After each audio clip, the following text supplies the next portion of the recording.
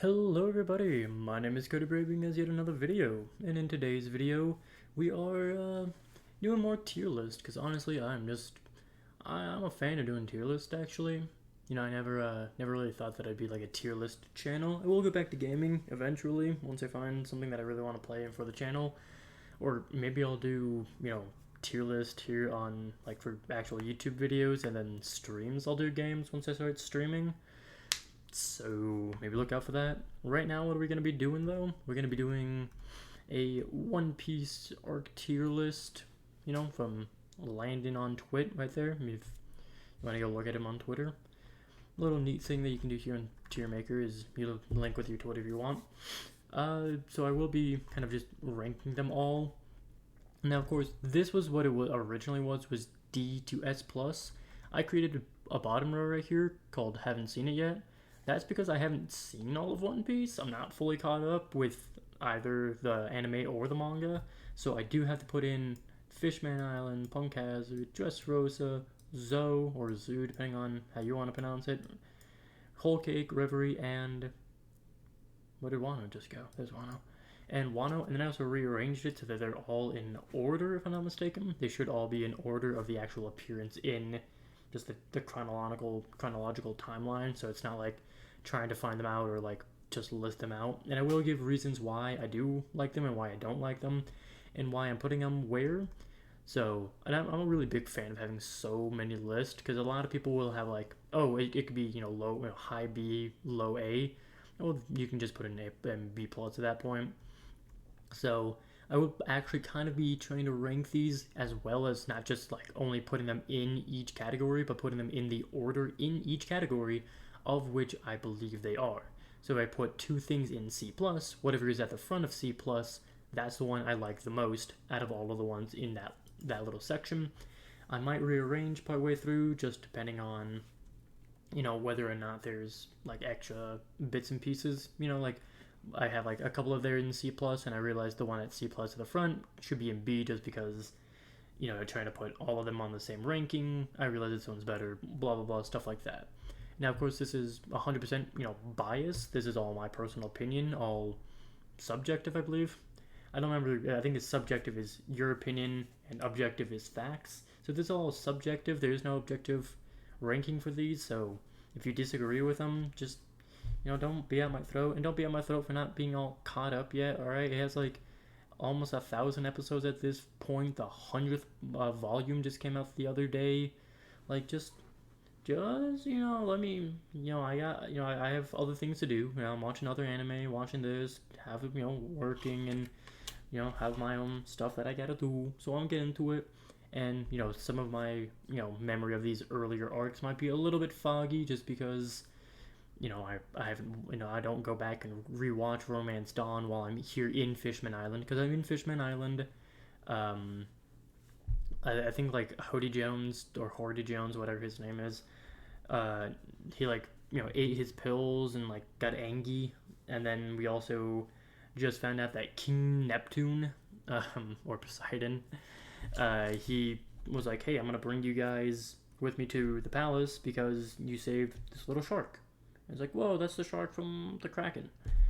That's the part that I'm at. If you know that this is like 530 odd episodes in, I think it's 531. I think that's what the episode is. So that's where I am. So I haven't gotten to all of this. I do know that most of these are pretty good. Some people have their issues with it, like Dressrosa being too long. I don't know.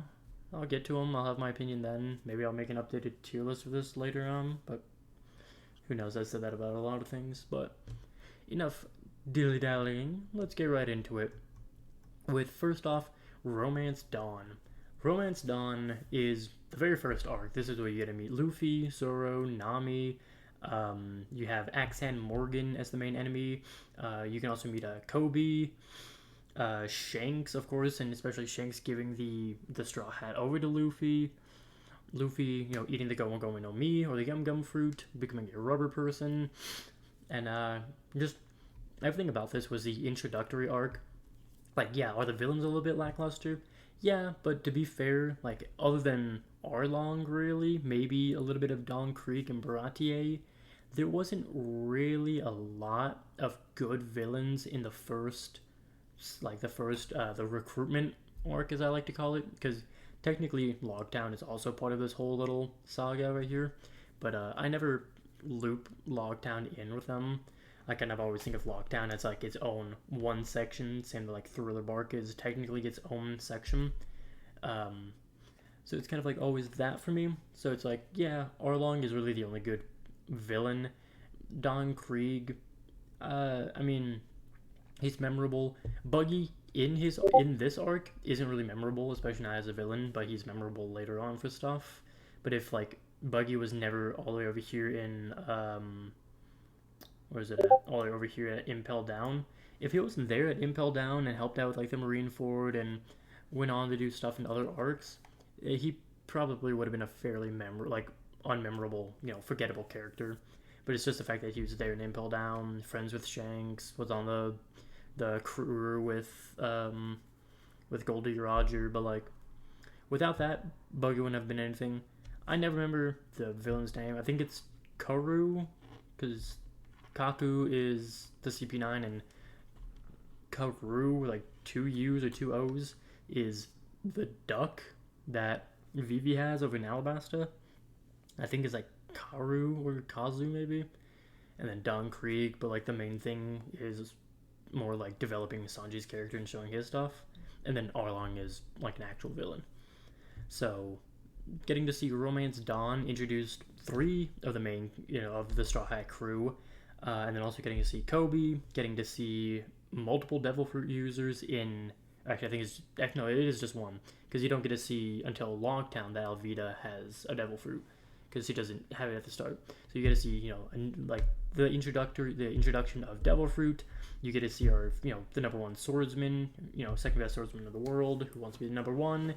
You get to see, actually a very funny character in my opinion with Helmeppo and Axan Morgan. Especially just because his name is dumb as all hell. Axe Hand Morgan. Fear me, right? Nightmare to doors and trees everywhere. I generally do remember this very fondly. Mainly because, I think a lot of people kind of like have lower ranking for the first few because they have to be like very slow and like exposition heavy because they're literally the introduction arc. This is the recruitment arc. Like, the first chunk of most anime where you have to try to introduce a bunch of characters and create your world and story building, they have to be extremely slow and kind of lackluster. So when you put like that kind of thought there too, Romance Dawn does exactly what it needs to do. Introduces the main character, introduces, secondary characters, some of like the main things, and the fact that, what Devil Fruits are, the weaknesses of Devil Fruits. So many things are introduced there. Of course, there are some weaknesses of Devil Fruits that are introduced way later on. But for now, we know that you can, the only weakness to a Devil Fruit user is they can't swim. So it is extremely cool. Next up is Orangetown, where technically this is like the beginning, like the first Nami arc, because technically like Arlong is her end thing. And if I'm not mistaken, Nami does not officially join the crew until Arlong Park when Luffy wins. Spoiler alerts, by the way, if you haven't seen One Piece and you're watching this for some reason, or you're partway in.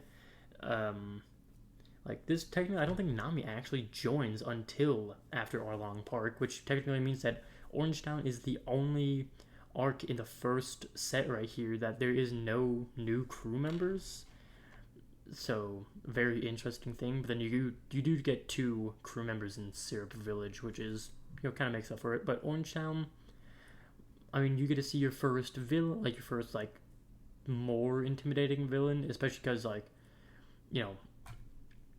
a very wacky character who has, destructive capabilities, and the fact that he has, cannons everywhere. First time you get to see, a pirate-on-pirate action.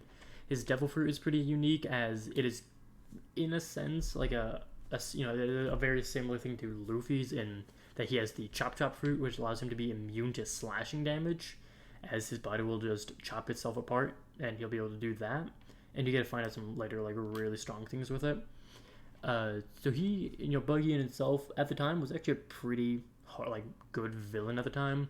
Thankfully they were able to beat him with kind of ease, as he was a bit of a joke villain and then came back later on to be more of a joke later on, and then now he's just spiraled out to be like, Buggy D Clown.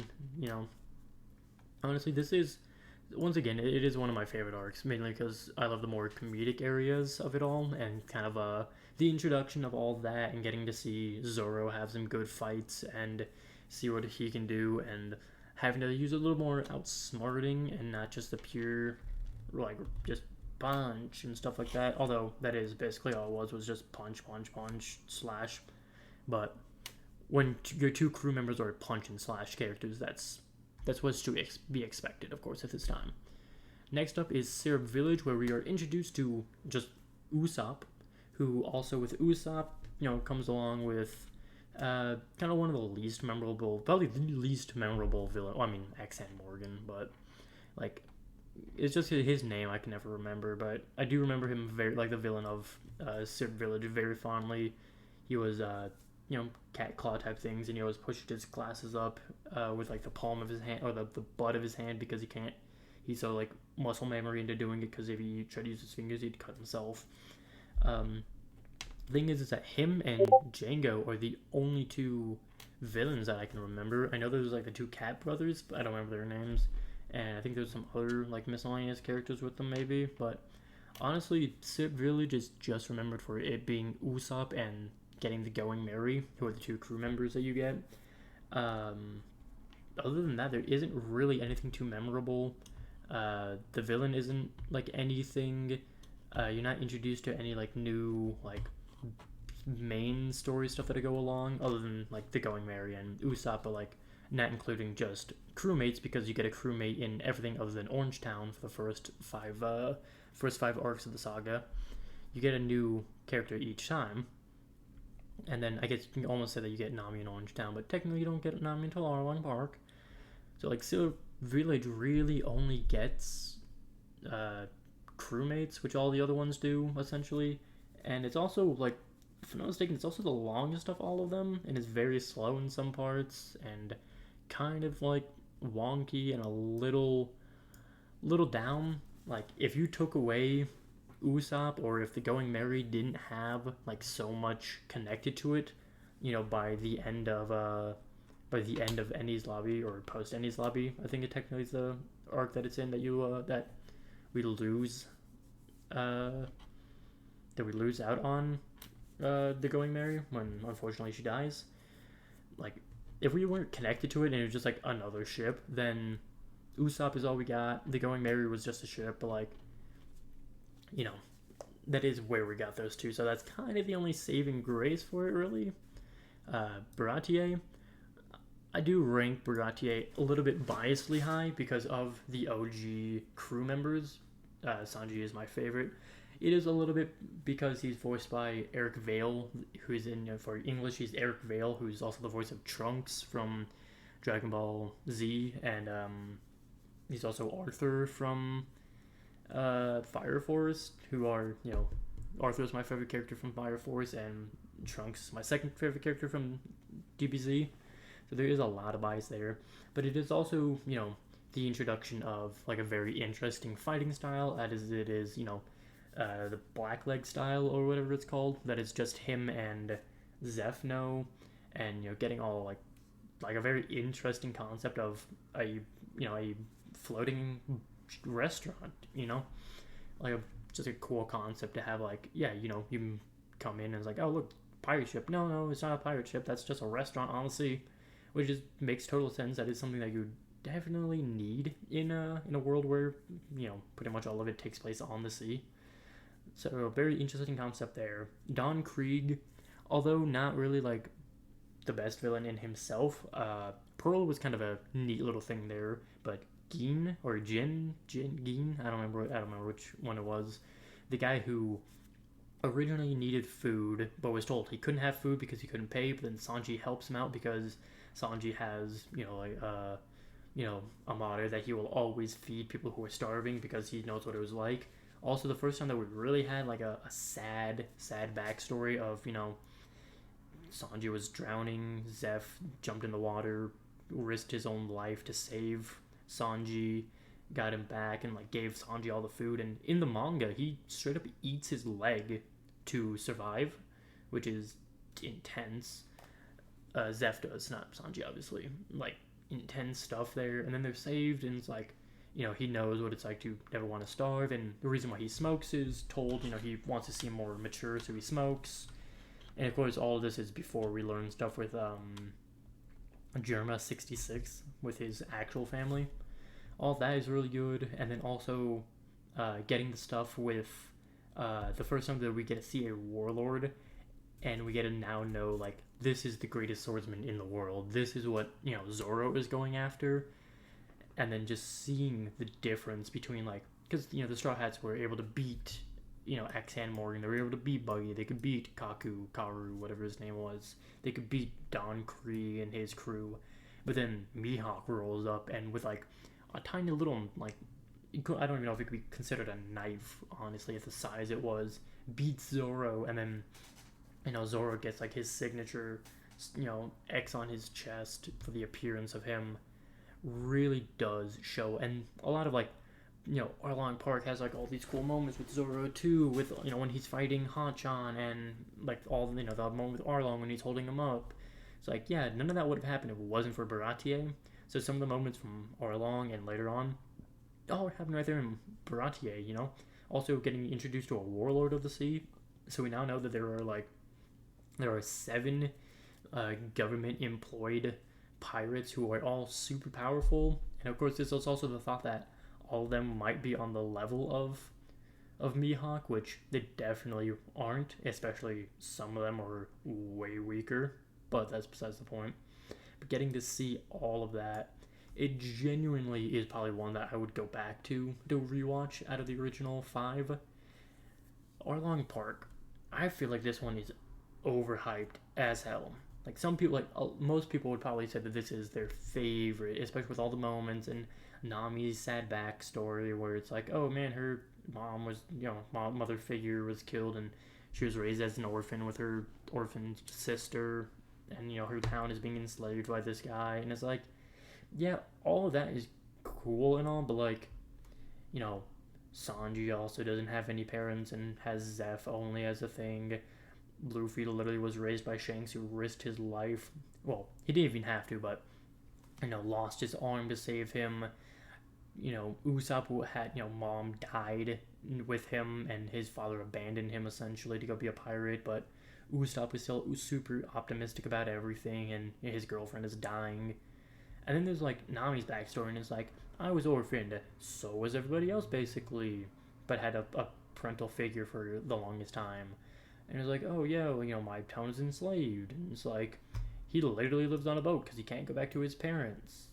I mean, not a bad island there. Orange Town doesn't have a character recruitment, and not a bad town here, but like, everybody knows what they're getting into, and it's like, oh no, and it's like, I think it's too much of a sob story. I'm not too big of a fan of sob stories though, so that is partially a reason why I don't like it.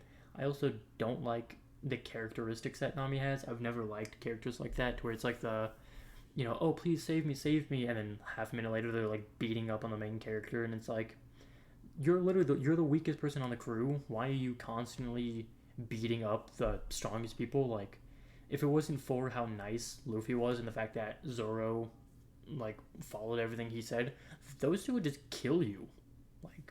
Like if Luffy was actually like as bad as a captain to his crew as like Arlong or Crocodile or some of these other people later on, you would just straight up be dead, Nami. They would just find a new navigator. Like, just an annoying character to me. My opinion on that. But Arlong Park in general, it actually is a really good arc. It has a lot of good moments that were set up from earlier arcs, especially Baratier, Orange Town. Some stuff with Usopp when he fights one of the fishmen that he's able to beat, Rubber Band of Doom and stuff like that for the comedic moments there. Anime only moment when they're after Nami stabbed herself a couple of times where the Arlong tattoo is, puts a straw hat on Nami, and then like they all start walking, the 4 guys start walking towards Arlong's place, and they blow the hole in the wall. Like that whole moment there is great. As I said, when Arlong picks up Zoro and is like, he's fighting with these wounds. How is he, fighting, let alone alive? Is this even human? And then he's able to beat two of the guys there, two of the fishmen who are way physically stronger than humans, just naturally from fishman DNA. And then the fight between Luffy and Arlong is amazing. Has the very like dramatic beats, has very action beats, comedic beats when Luffy gets like Arlong's teeth in his mouth and he's able to bite him with them. It's all good and well, and I definitely put it a little bit behind a Romance Dawn. I definitely do enjoy Arlong Park, but not as much as Romance Dawn, just because set up arcs like Romance Dawn did it so much better, and then like what's supposed to be the final like payoff of this little quintilogy right here, it could have had a little bit more in my opinion. Next up is Lockdown, which is the actual end of this whole this saga right here, the whole recruitment saga. The pre Grand Line arc right here. Lockdown is very interesting as we get the return of Buggy, we get the return of Alvida, where we get to see Alvida being now has the smooth fruit, so she's all of a sudden like really skinny and actually so very fairly attractive, and her previous claims of who's the fairest of all the sea is a bit well known, but of course the thing is that like pretty much everybody knows who the seven warlords are, which means that they know Boa Hancock exists, so it's kind of hard to really lie about that, but that's besides the point. But Lockdown, the near death of Luffy, which that genuinely actually was about to kill him if it wasn't for the random lightning bolt, which is speculated to have come from Dragon. This is Dragon, that's who the picture is right here.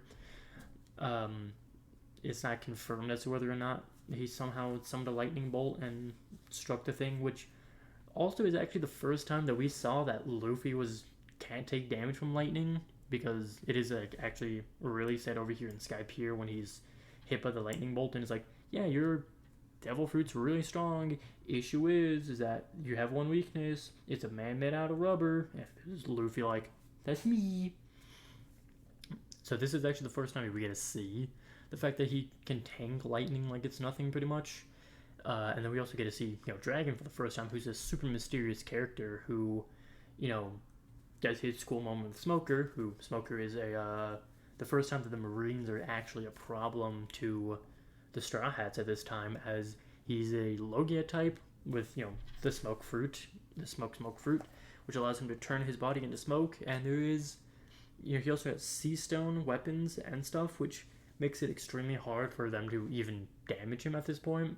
And then of course he becomes like a reoccurring character in a couple of areas. Like he comes back in, Marineford, of course. He comes back at Alabasta. I don't think he comes back at another point before.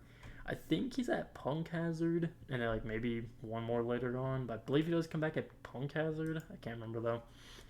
But like, he has some very interesting moments there.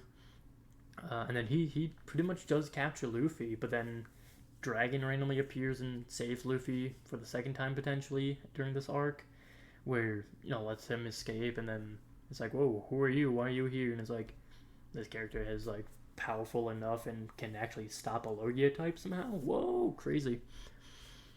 So very interesting. A lot of character stuff, a lot of introducing things. Smoker and Tashigi. Zoro gets some new swords, as he was like when he was fighting Hachan and the other fishman who I can never remember his name. He actually was like borrowing Johnny and Yosuke's swords, Yasuke, whatever his name is. The other, like the two bounty hunter brothers. They're not actually brothers, but they call each other bros.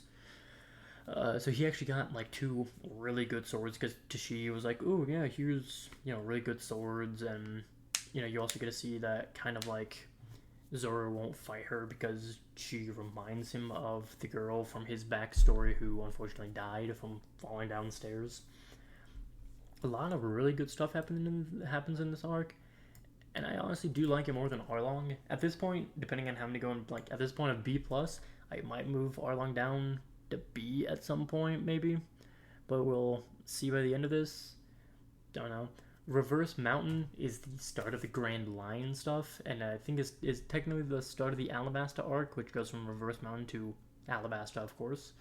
Reverse Mountain, it is that kind of the same feel as Romance Dawn, where it is supposed to be the setup arc. It is supposed to be, or yeah, the setup arc where it's supposed to be the first little thing to kind of introduce some stuff. I think it is drawn out a little bit, you know, and it has a lot of flashbacks to it, which is kind of annoying.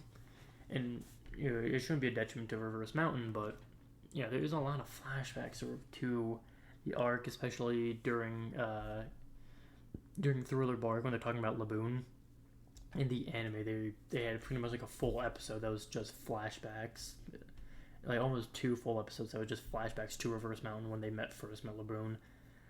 And like the main thing is like you meet Laboon, you met Crocus, I think it's like Crocus or something like that, Crocus maybe, who actually was the doctor on Goldie Rogers' ship, which was pretty cool, but I don't think he reveals that at the time. I don't remember. But you get that, and then you kind of get the intro to Whiskey Peak because you get to meet Vivi and her like number whatever it was. I think he was like number 9, and she was Miss Wednesday, I think. So you kind of get like those two, which help you kind of move into everything and kind of like really kickstart this whole arc.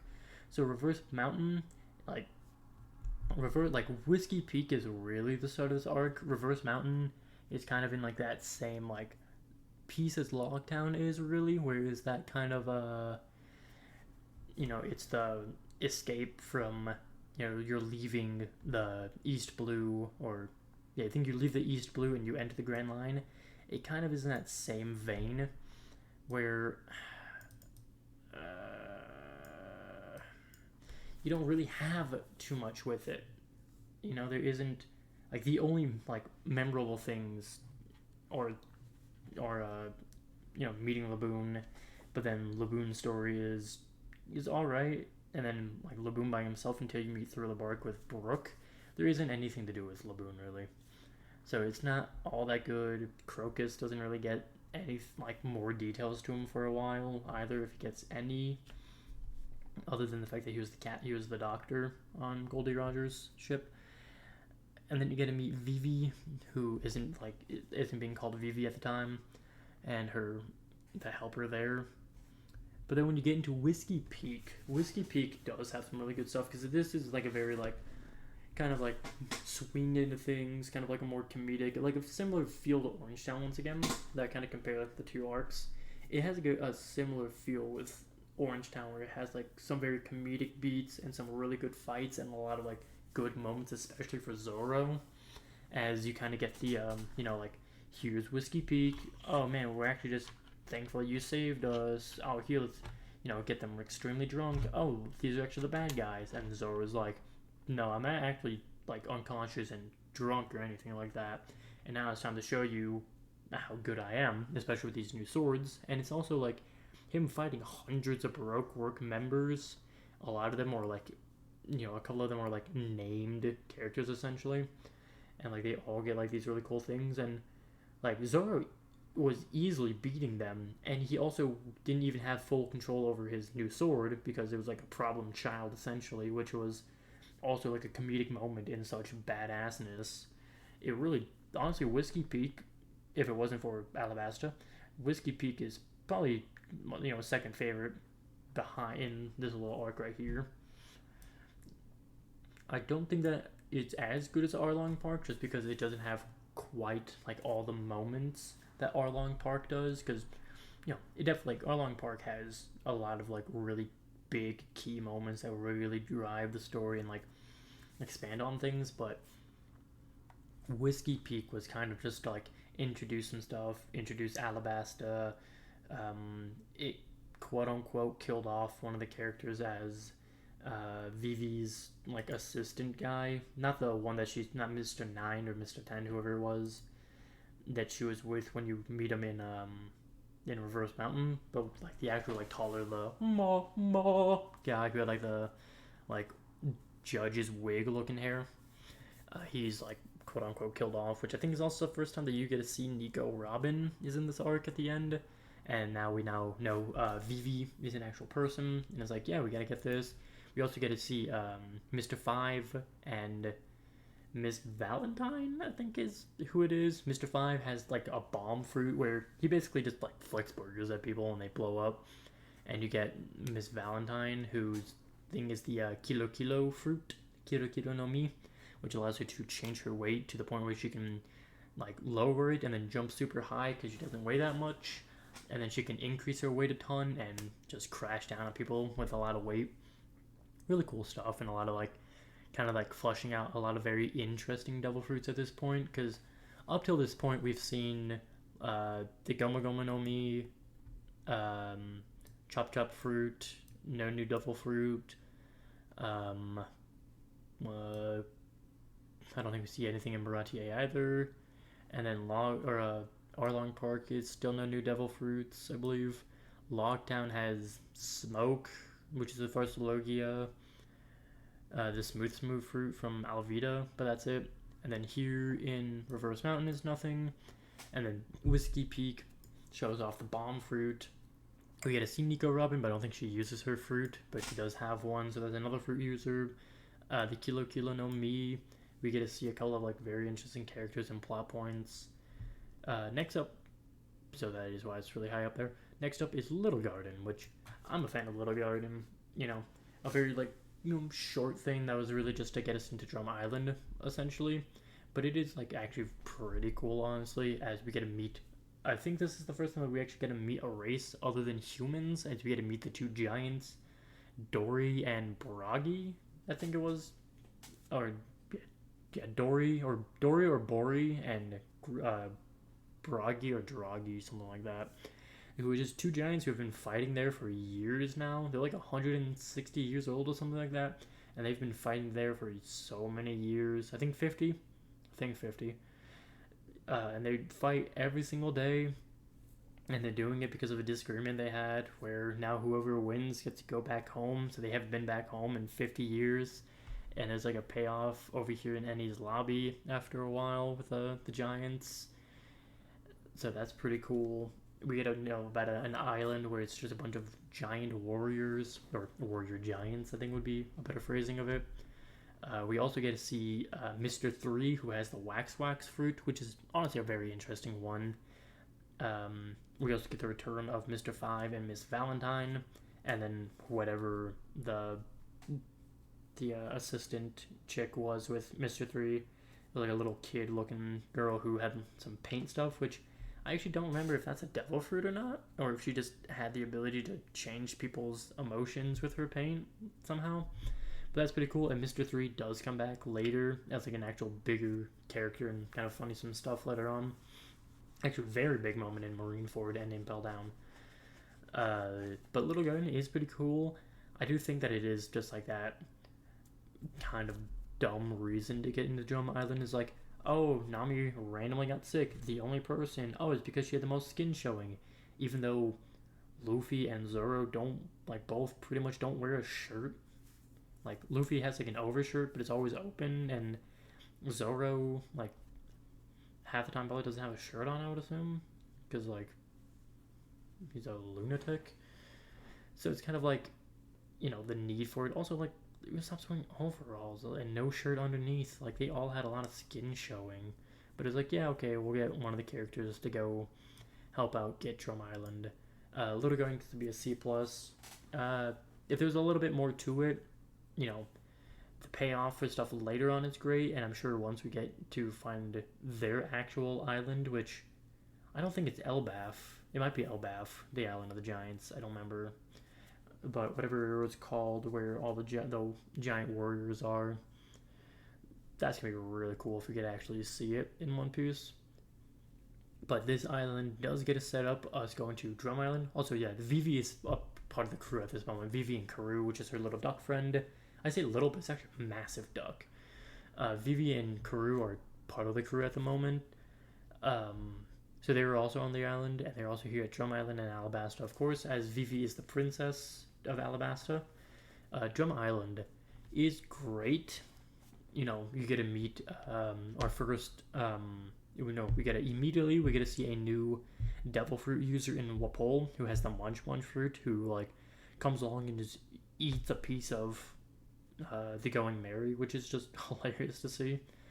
and then beating him up, and then getting to then get to an island that is all winter, that is constantly winter, and getting to see our first Zoan type fruit users in Dalton and later on 2020 Chappa, the doctor of the crew, and knowing like his backstory, which his backstory is honestly a lot sadder than every other character's backstory other than maybe Sanji, especially when you get to find out more of Sanji's backstory. But getting to see, Chopper, who was a reindeer who accidentally ate the human fruit, and then like now he's picked on by all the other reindeer because he isn't reindeer enough, and especially because of his blue nose. The humans won't treat him as a human because he's still a reindeer, and his first time is in his like, I think it's called the heavy point is what it's called, when he's like his bigger muscular form. He's seen as like the abominable snowman or a yeti, and they try to kill him instantly.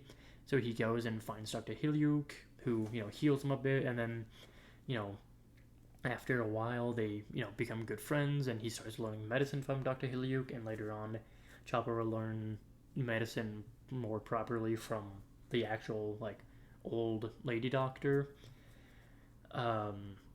And then you get into the fact that Dr.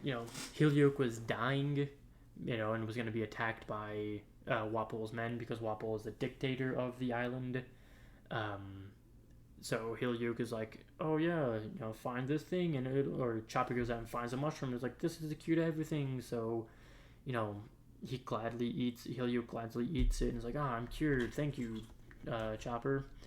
And then it turns out that there is no like one item that can cure everything, and this actually was a poison that was gonna kill Hilyuk, but Hilyuk does not blame his death on Chopper. Hilyuk then goes and like suicide bombs, as bad as it is to say. He goes to Wapol's place and turns himself in, essentially because he knew that it was a trap when they were like, we need a doctor. So he goes there and he blows up the area, and then Chopper's like angry, but Dalton's able to calm him because now Dalton sees the error of the way of the area of Wapol especially, and then getting to see all of that, and like the whole like basically the only person who can actually do anything right now, because Zoro is still badly injured and they haven't actually had a proper doctor in a while, so like Zoro couldn't really do too much. So a lot of it, Sanji was there, but Sanji was off, I think like taking care of Vivi or something maybe. So he's like climbing. Luffy is like carrying everybody on his back as he climbs up this mountain to get all the way up into the castle area where the old lady doctor is, and Chopper, where they get to be healed of all their injuries and stuff, and they get to be Wapol, and Chopper gets his first friends, and Luffy defends Hilyuk, who was a pirate, and Chopper gets to see the cherry blossoms, or what he believes are cherry blossoms, appear in the Winter Island. All in all, like very emotional stuff, and getting a new crew member, and especially such a good one, a long-awaited like needing of a doctor, and Chopper is such an like a integral part of the actual crew at this point. It's all so good. Next up is Alabasta, the end of the Alabasta saga, where I probably won't try to give like a synopsis of every single arc now, just because some of these arcs are pretty long and I don't want to mess up the details on them, but especially because this video is probably getting pretty long at this point. Alabasta. Alabasta is great, as this is, Smoker reappears to try to capture Luffy. We get to meet Ace. We get to meet Portuguese D. Ace, who is Luffy's brother by, not brother by blood, but brother by a pact they made as kids. Which also, I guess, maybe you can say that the post-war arc might be where it is, but there is like an arc I mean, I don't know if it was just in the anime. I actually don't know if it's in the manga at all. But there is an arc where you get to see Ace, Luffy, and Sabo as kids. But I actually don't. But it isn't on here, and I don't actually even know if that's... I mean, these are all pictures from the anime, so I would assume that you'd probably include it, right? So, I'm not actually sure why it isn't up here, but that's whatever. But yeah, that arc would maybe like B tier somewhere. It is pretty good. Alabasta, though, you know, you get to beat Portuguese D Ace. You get to see Smoker again. You get to meet Crocodile, who is one of the best villains in the show, and especially at this point, he is the best villain, and is, in my opinion, the best villain until like CP9, where it's only Rob Lucci, not all of CP9, but like Rob Lucci's a pretty good villain, but might still put Crocodile over him. Honestly, from like all of what Crocodile is, I'd probably still put Crocodile as one of the best villains of all of One Piece. Maybe Doflamingo, but I have to watch it still. Same with like Whole Cake and Wano. But you know, you get to meet Crocodile, and you get to meet Mr. 3, aka Mr. 3 was the Wax Fruit, was Wax Man.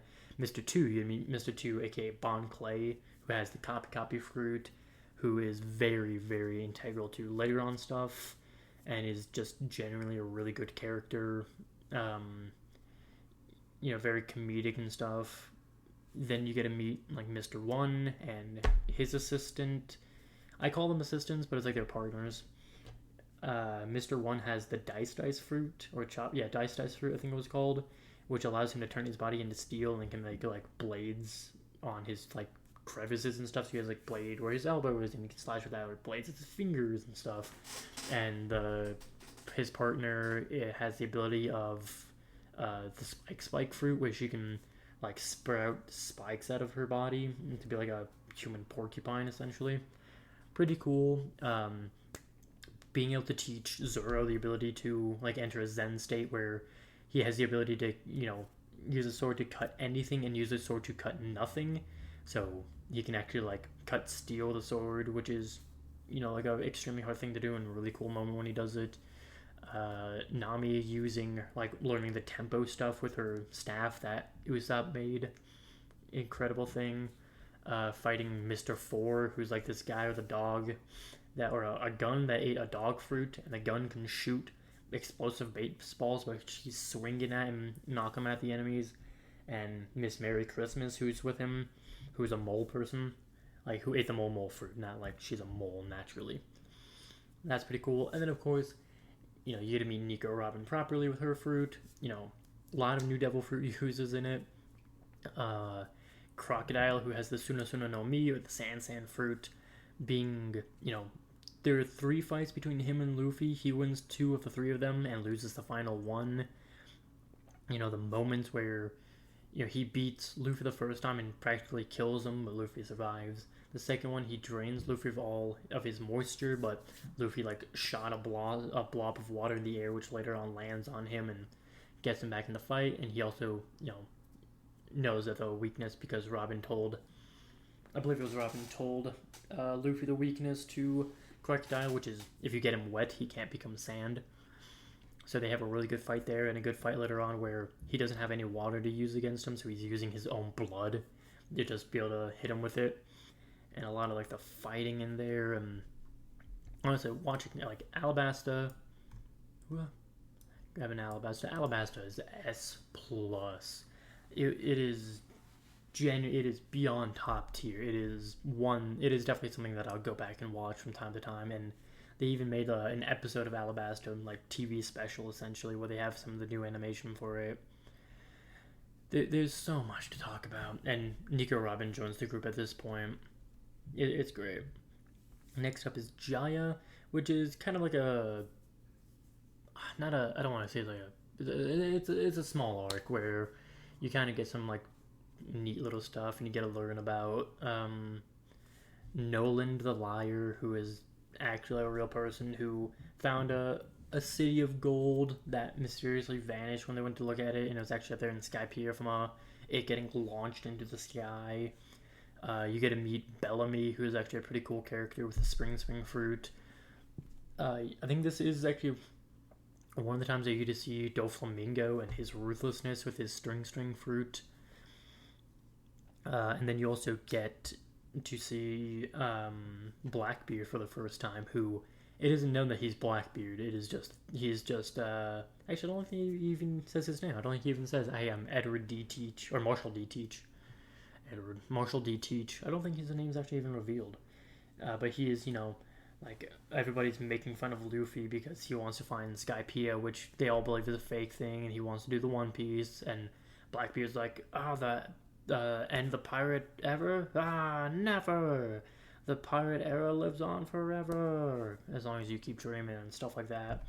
It is actually really good, and you get to see this big Chungus here and his two like monkey-looking brothers. It is a pretty good arc, and it has like a similar. It seems like the starting arc of most of these places are all like very similar to each other, where they're like setup arcs for stuff. As Jaya is kind of like the Reverse Mountain and the Romance Dawn. Uh, you do get to see a good bit of stuff with it. It's just a lot of it is to pay off very later on, which is perfectly fine to set up something early and to set it up far later in like different arcs and stuff. But there wasn't enough in Jaya to really do much.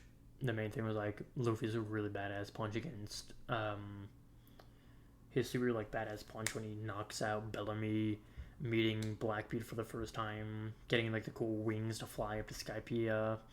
All that stuff is pretty good. Skypiea, it gets carried by the end, honestly, because the whole like first half of it is so slow, and all that type of stuff is kind of boring. But then when you get to go into like Zoro fighting what's his name and his like air sword thing, Gonfall was pretty cool with his horse that ate a bird fruit, or bird that ate a horse fruit. I don't remember which way it was. That turned him into like a Pegasus like thing. And then of course the ending thing with Enel, who had the lightning fruit, or Rumble I think is what it's called in English. But he could like turn, he's a Logia type who could turn it into lightning, and he's super powerful, and would have easily won if it wasn't for the fact that Luffy was made out of rubber and basically immune to lightning attacks because of it. And then his ability, the first time that we actually get it, well, not the first time, because we do get to see Haki in the very first arc where Shanks uses Conqueror Haki to send the Sea King away, which is pretty cool. But Skypiea, we get to see observation Haki from a couple of the Enel's crew, like his little team, and then getting to see like I think it was called Golden Rifle, if I'm not mistaken, is what it was called. When Luffy, after he gets like the gold stuck on it, like all over his arm, like the giant ball from Enel, and he uses Golden Rifle and smashes it into Enel and smashes him into the bell, which gets a ringgit, and a lot of really good stuff.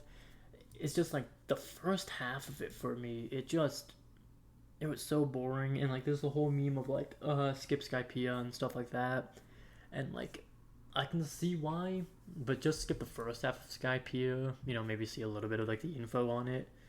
But the second half can carry it well enough to put it all the way up there in B tier, honestly.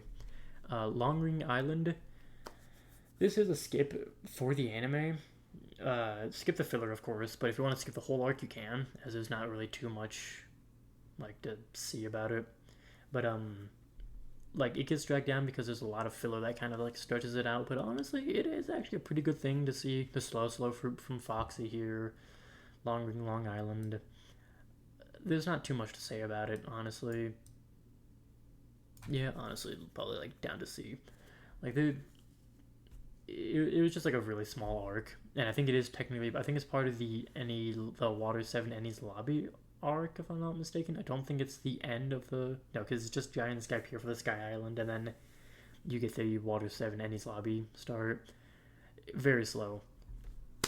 Water 7, like this whole set, I'm just gonna pull them all up here in A rank. They're all actually Eni's Lobby can go into a S. They're all spectacular, as a whole thing, because it's really hard to like rank one, like all of them by themselves. You gotta rank them as like this as a full saga, because it's the whole story of meeting Frankie, voiced by Patrick Sates, really good voice actor, voice of Dear Brando and Jiren, who I mentioned in the other video about Matt Mercer. Maybe I'll do a poll like ranking of stuff with Patrick Sates or Liam O'Brien next, one of the two. Getting to see all that, getting to learn CP9 stuff, getting to see Nico Robin's backstory, getting the one of the most emotional lines of Robin screaming, "I want to live." Both the English and Japanese voice actresses do them spectacularly. Getting to see stuff with Frankie and Tom. Tom is the guy who created Goldie Roger's ship, which is incredible to see. Getting to know the Sea Train is actually a really good implementation. CP9 and their secret techniques. I think it's like 5 or 6 secret techniques that they have, and so many cool things. CP9 was like a lot of fun, especially Lucci, Kaku, Caulifla was pretty good. I don't remember the others' names, unfortunately, but they all were really good. Sanji, for the first time, using when he lights his leg on fire, that ability that he has. Monster Point Chopper, if he eats too many Rumble Balls and he turns into a giant monster. All the stuff with Frankie and the Frankie family. Getting to see the Buster Call, Ohara, and its Buster Call there. And for the first time seeing, who are now, or later on before we're like pre-time skip, getting to see the two of the characters who would turn into admirals, and getting to meet another character who had the Will of D in Jaguar D Soul. And then getting to see how ruthless Akainu is, because he blew up one of the ships that had a bunch of the rescuees from Ohara, because it was like, well, what if there was one of the scholars who got on the ship? And it was like, whoa. And it was the first time that Aokiji, who is the ice fruit user, Akainu is the magma fruit user. Seeing their Akainu being so ruthless and Aokiji's reaction to it, and then Aokiji saving Robin, getting to have all the Frankie stuff, the death of Going Merry, meeting Garp, who is Monkey D. Garp, Monkey D. Luffy's grandpa, and learning that Dragon, Monkey D. Dragon, who's this guy right here, is Luffy's dad, and is like, grandpa is, the hero of the Marines, who was on par with Goldie Roger, the king of the pirates, vice admiral, and could easily be fleet admiral. He just doesn't want to do all the extra work and stuff. Dragon is known as the most wanted criminal in the world, because he's the leader of the Revolutionary Army. And now you got Luffy, who is, the newest of the monkey generations, who is going to be, the king of the pirates. And at the moment, all the way up here in Wano is fighting a couple of Yonkos, and has a 1.5 billion bounty, I think, or something like that. Is considered the 5th Yonko. Whole family line is great, and getting to learn all about that is amazing. Just everything, it is probably the best saga out of all of them. No, that would probably have to go to the Summit Wars saga right here, actually. But next up, I'll talk about Thriller Bark, which Thriller Bark for me is also A tier. I think a lot of people would put it a lot lower, as there is some problems that it also has with Skypiea. But there's a lot of personal bias with me, because I love Brook. He's my favorite character. He's also voiced by Ian Sinclair. I guess real quick, I might also want to say characters whose voice actors I can remember right off the top of my head. I'm fairly tired. I'm sure my voice can convey it somewhat well. It's 8:22 a.m., which might not seem to seem like how are you so tired? Did you just wake up? No, I didn't just wake up. I work a night shift, if you remember, so it's very close to my bedtime at this point. Sunny Strait is the voice of Usopp, and also the voice of Krillin from Dragon Ball. Buggy the Clown is Mike McFarlane, who's the voice of Master Roshi from Dragon Ball Z.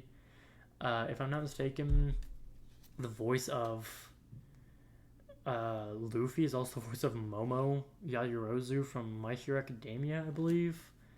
Eric Vale is the voice of Sanji. Trunks and Zoro is voiced by Christopher R. Sabat, who is the voice of Vegeta, Piccolo from Dragon Ball Z, and countless other characters, because he's been doing this for a while, guys.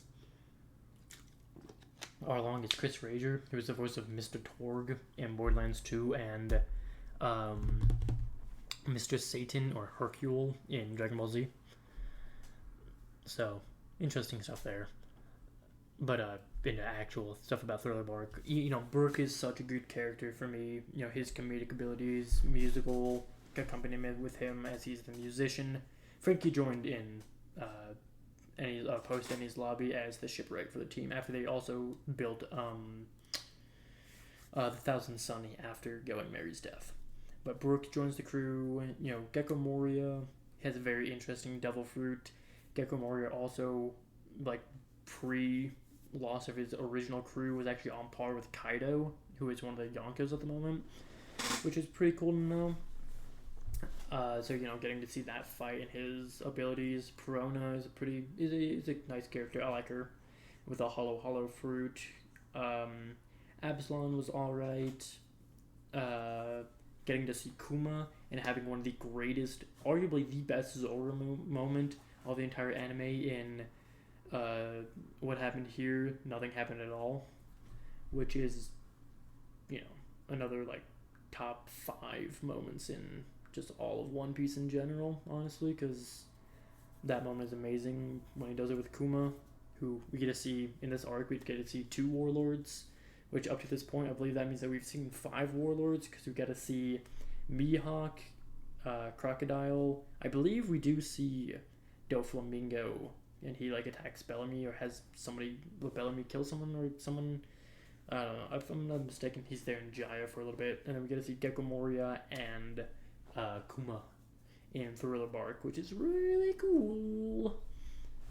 And then, getting to see all that fight and all the good moments, getting to hear Binks's Brew, which if you haven't listened to, I would recommend it in English. And if you can actually hear it sung by Ian Sinclair, it is amazing. The whole, backstory for Brooke is also really, touching and really good. His connection to Labu, the whale all the way back from Reverse Mountain, that payoff finally happens. It's all really good.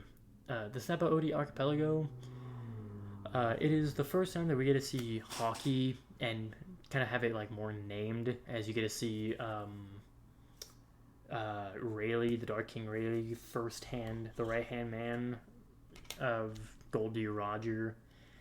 He's there, and stuff with, like, Cammy, Hachan reappears, and, like, that little stuff. Duval, who the whole, like, running joke of, like, the terribly drawn picture of Sanji finally, like, actually happens in this arc, as we get to see a guy who looks exactly like the drawing. And then, like, Sanji, like, fixes it by, like, somehow, like, making Duval look different by kicking it enough, his face. Crazy stuff.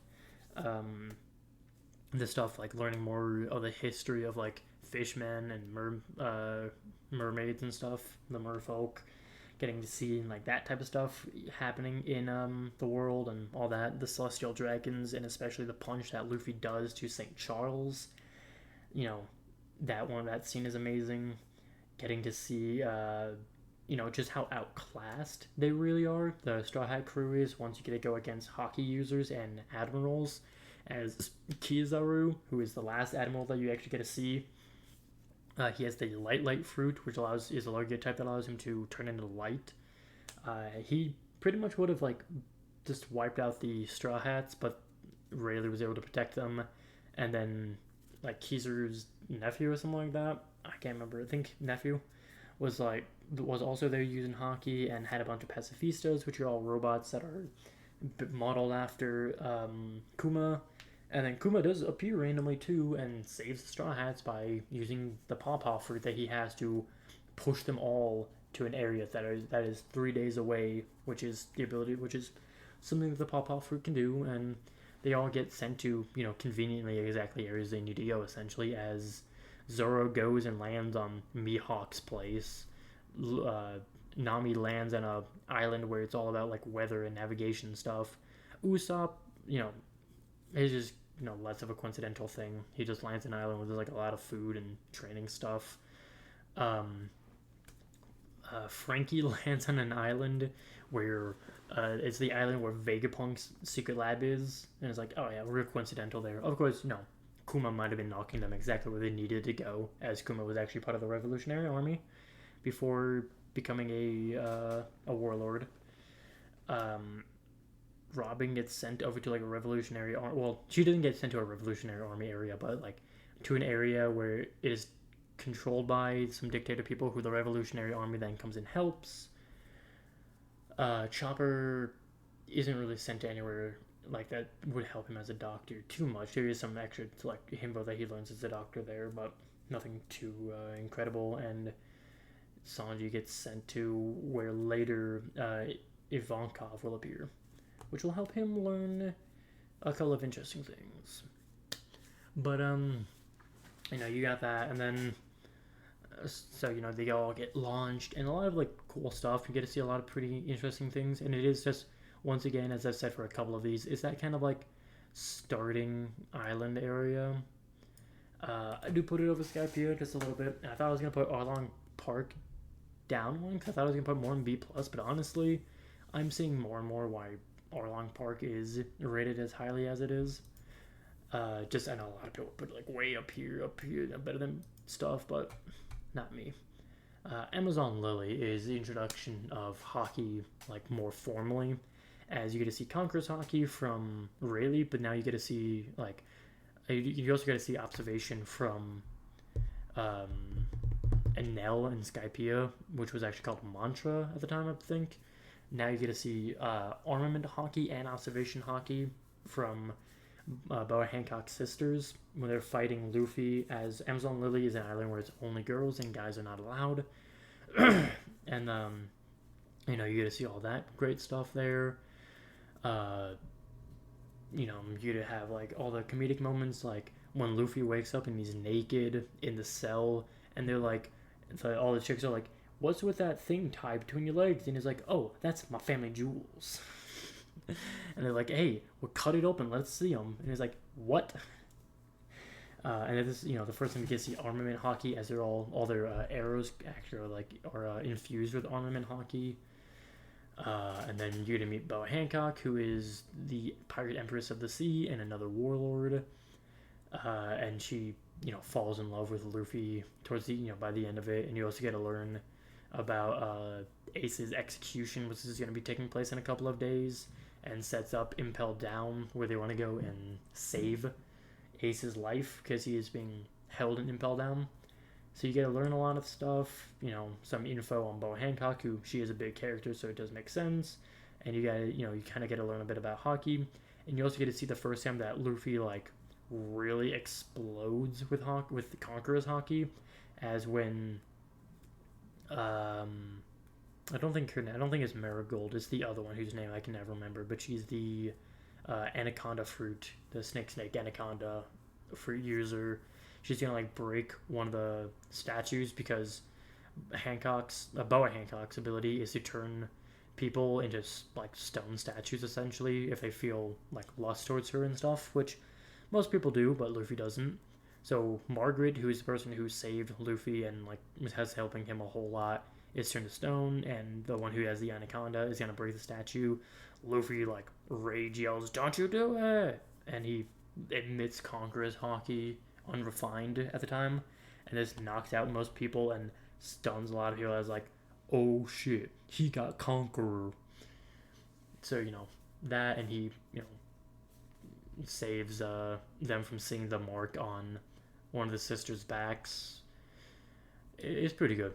I'd say it's like probably top of B plus, might be A. We'll see by the end of this. Next is Impel Down, which is a prison where we get to see a lot of really good stuff and the return of a lot of old characters as well. So, you get to sneak Luffy into the prison in a very comedic fashion. And when he's in there, he's traveling down throughout other things. You get to see on the first level, you get to re-meet Buggy the Clown. He's there, he's chilling, he's Buggy the Clown. And then they get down to the second level, where I believe on the second level is where you meet the one and only Mr. 3, the Wax Man himself. On the third floor, you get to see Bon Clay again, who is a friend of the Straw Hats, who at the end of Alabasta had helped the Straw Hats escape by pretending to look like Luffy, and a couple of his crewmates like dressed up very shoddily to look like the rest of the Straw Hats. Very comedically worked to trick Hina, I believe her name is, into chasing them instead. Very funny there. So he gets taken to Impel Down, and now here we are at Impel Down again, where we're trying to travel down to save everybody and do all this type of stuff. And then you get to, the fourth floor where you get to fight Magellan. I believe it's the fourth floor. You fight Magellan, which, super intense time right here. And then you get to the fifth floor where they're looking for Emporio Ivankov, who is stated to be a miracle worker, who we then later find out has the ability of the horn fruit, which is able to like transmit hormones and change stuff, and is able to save Luffy's life from all the poison that Magellan put on him. And this actually causes Luffy to have like a resistance and almost immunity to most poisons, which is pretty cool. And you also get to see yourself with Hannibal, which is really funny, and you get to meet Jinbei, who is, I believe, the last warlord that you have to meet. You have met all 7 of the OG warlords. Blackbeard becomes a warlord after Crocodile commits heinous crimes in Alabasta. You also get to see Crocodile again, speaking of him, and Das Bones, aka Mr. One. They're also both there, and there's a huge prison riot and like a prison escape. For majority of the prisoners escape, like 250 escape or so, which increases the escapees from 1 to 250. Blackbeard also shows up there, and this is when Luffy discovers that who Blackbeard is, and that Blackbeard is the one who captured Ace and turned him over to the Navy. And this kind of kicked off the whole thing of Blackbeard being one of the main antagonists of the series, especially probably the end game. You also get another emotional moment of Bon Clay once again, sacrificing himself essentially to save Luffy. And then you get to move on into Marineford afterwards. And I'm sure there's some stuff that I'm leaving off, but I'm not here to go over every single moment and all of it. It's probably up there at A. Yeah, A probably. I'll put it A+. I'll put it above Barachi, I think, actually, thinking of it. It has so many good moments. Definitely worth the watch. You also now get to move into Marineford, which Marineford is also the only other S+ that is on this list. Marineford is probably most people's favorite arc, and I honestly would also say that Marineford is probably my favorite arc, at the moment at least, where you get to have the war. This is called the Summit War arc, and you get to see, or the Summit War saga and post-war arc here. And this is, Marineford, where you get to see the 3 admirals, all 7 warlords are there for the fight, and it's the fight between the Navy and Whitebeard, who is one of the 4 Yonkos and is known as the strongest man alive, who went toe-to-toe several times with Goldie Roger, who is, the man closest to the One Piece after Goldie Roger. And you also get to have, the execution of Portuguese D. Ace and his, the sadness of Ace's death. Getting to see the destructive capabilities of the Gura no Mi, or the Tremor fruit from Whitebeard, which literally is known to be the strongest paramecia fruit, as stated by Ichiro Oda, the mangaka of One Piece, and is stated by Sengoku to be the devil fruit that has the ability to destroy the world, which is not something that you can say about anything else, really. And you get to see a lot of really cool stuff from all 3 of the admirals and a couple of the warlords. Luffy using Conqueror's Haki again. Mr. 3, being an MVP and up there in the Executioner's stand as he's dressed up as one of the Executioners to try to kill Ace. And I was like, oh, by the way, it's actually me, Mr. 3. And he creates a wax key to free Ace from the chains, and Sengoku turns into his Buddha form, which looks dope. You get to see some stuff with Garp and all his emotional attachments, and Garp was so close to killing Akainu at the end, and Sengoku had to stop him. Getting the ending thing with Whitebeard screaming as he died, well, the One Piece is real. before he dies, and Blackbeard also showing up and like stealing the Goro no Mi from Whitebeard, which is the first time that we ever get to see and is in known history of all of like the whole pirate era stuff and the devil fruit's existence, that somebody has two devil fruits in the dark fruit and the Goro no Mi at the same time. Crazy stuff that he can do, and you get to see more of his crew at the time as he went and freed a bunch of the prisoners down there at Eni's lobby when he was there. And then you get to see when Kobe doing all this stuff as he discovers that he has observation hockey and he just wants all the fighting to stop, and Akihino's about to kill him, and Shanks shows up, which stops the whole war because Shanks is on a whole nother level apparently. So he like just straight up stops Akihino from magma punching. Kobe just literally pulls out his sword and Akihino punches his sword and could not break through it. So that's how strong Shanks is compared to everyone. And then the war ends, and all the emotional stuff and the like post-war arc start where Luffy's saved by Law and Law and his Ope Ope no Mi, which I didn't even talk about during the Sabaody archipelago, which honestly that moves it up. I didn't even talk about the 11 supernovas, and I'm gonna move Arlong Park down because of this, and also because the post-war arc is also up there actually.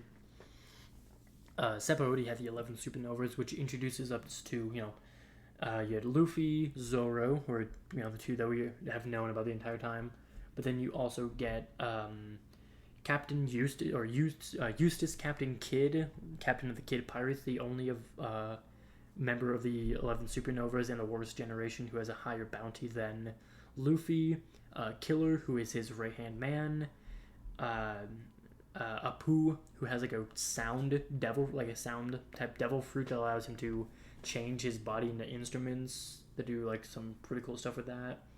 You get Basil Hawkins, who has the straw fruit, so he can do stuff with that. Erouge, the Mad Monk Erouge, who has a devil fruit to where when he takes physical damage, he can then convert it into like make himself a giant. You have Bonnie, who has some type of aging fruit that allows her to change people's ages, and including herself to be like increase the age to them to being old or decrease their age to be young. Who else do you got? X-Drake, who is a former Marine who has a dinosaur devil fruit.